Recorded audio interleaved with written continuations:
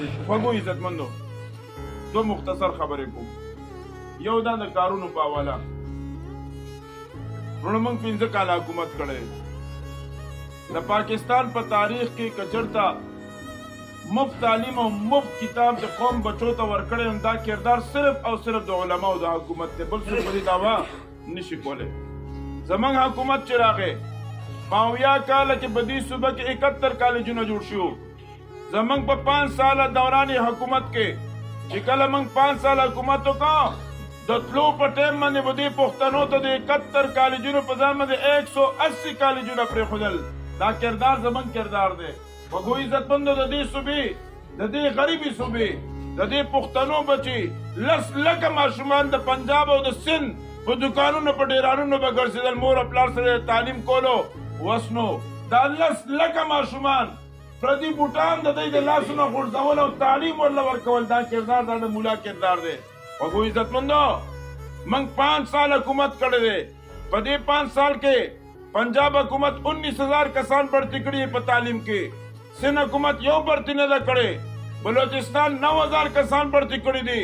دا د علماو کردار دی چې په 5 سال کې 45,000 استادان موږ بھرتی کړي دي. د میرټ په پالیسۍ مو بھرتی کړي او بیا مو چیلنج ورکړی دی که د چا نه په نوکرۍ 5,000 روپۍ رشوت اخیستې موږ ته ثابت کړي، موږ به د ټول عمر دپاره پاټۍ نه وباسو.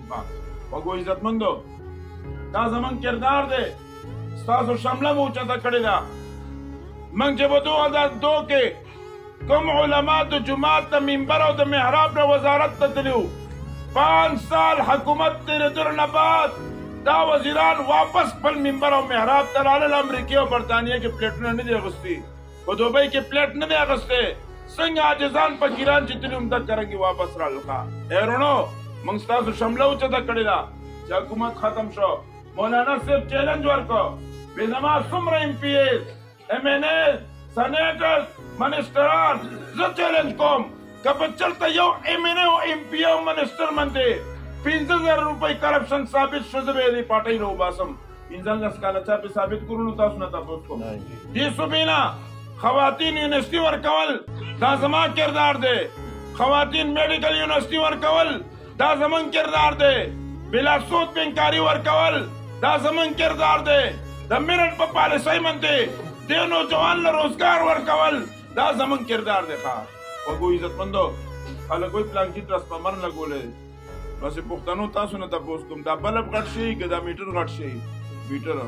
میټر غټ شوي وي که ټرانسفارمر غټ شوی وي؟ ټرانسفارمر او ټرانسفارمر غټ شوی وي که دا ډیم غټ شوی وي؟ تاسو د دې صوبې تاریخ وګورئ. دې صوبې له د ملکن 3 په شکل کې 81 میگا واټ بجلی دی، هغه پیداوار دی او دا دې صوبې له دا ډیم چا ورکړی؟ دا د دې مولیانو د حکومت برکت دی. خوږو عزتمندو